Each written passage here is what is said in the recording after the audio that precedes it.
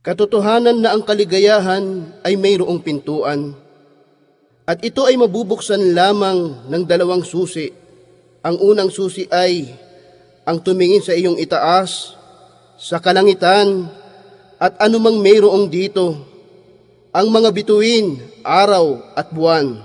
At tumingin sa iyong paligid, mga karagatan, kabundukan, mga ilog, mga hayop, mga ibon, at mga isda.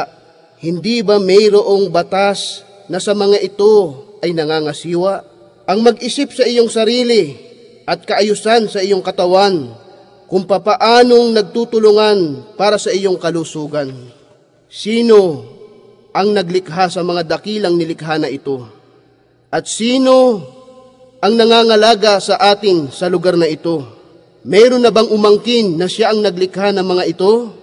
Katotohanan na may isang dakilang naglikha sa mga ito at tunay na may kakayahan ang maawain.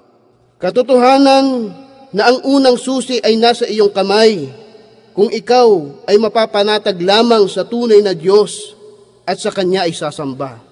Ang pangalawang susi, ang maalaman na ang tunay na Diyos na naglikha ng lahat ay inuutusan tayong tumahak sa landas na magbibigay sa atin ng kaligayahan.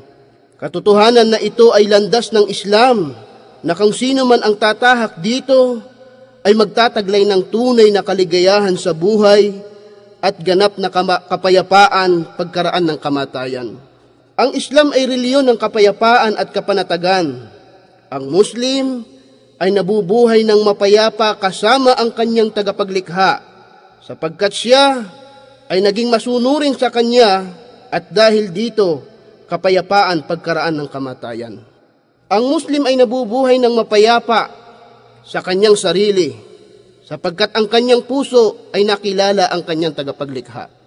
Ang Muslim ay nabubuhay sa kapayapaan kapiling ng mga tao, sapagkat siya ay nakikitungo ng may katapatan.